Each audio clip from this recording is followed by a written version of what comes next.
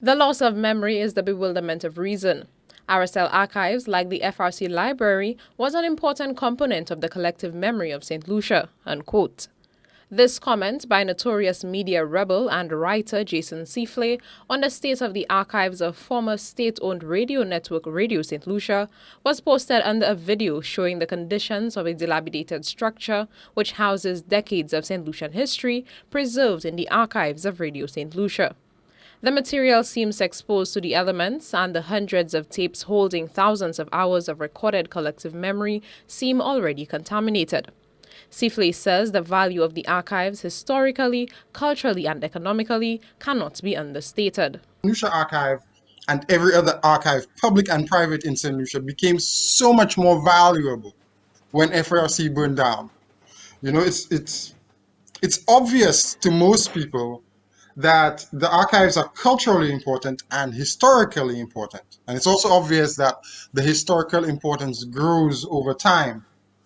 That as more time passes, the historical importance grows. What's not so obvious is the economic importance of archives like that. That you can get anthologies, you can get books to infinity from those archives if you just apply a little bit of creativity.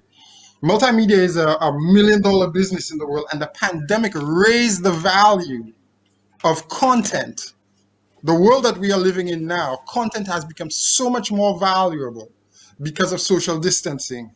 Granted, we don't have billions of dollars in the RSL archive, but there are potentially millions in there. Radio St. Lucia was shuttered in 2017 by the current administration, and there has been no word or action on securing the capital assets of the entity and, more importantly, the preservation of the archives, recorded interviews, radio shows and programs, local music, a veritable of St. Lucian history spanning well over 5 decades. Former staff reporter of Radio St. Lucia and board member of the now-defunct national radio station, Ember Charles, says some of the material recording the history of the country is exclusively contained within those archives. In terms of our history, there are certain things that you couldn't find anywhere else but at Radio St. Lucia. And as we're celebrating our 42nd anniversary of independence, a lot of the events that were held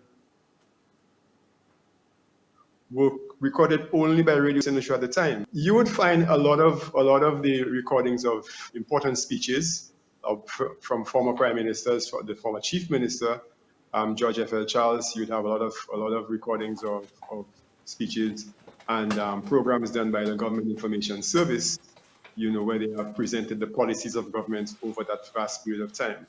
There are also very significant holdings of our cultural history.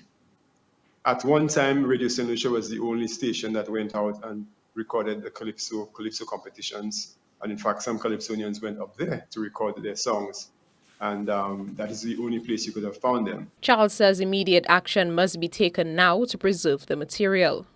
The most immediate task is to really get these tapes out of the location it is, because most of them are exposed to the elements.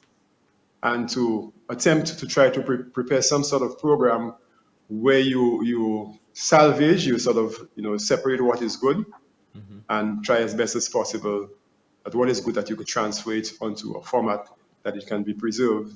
At this point, the situation is at the crisis level.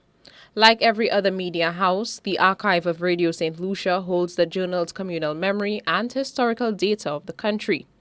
To lose this archive, like the loss we suffered when the FRC headquarters with its entire library was razed by fire, would be tantamount to completely erasing a part of our history from record.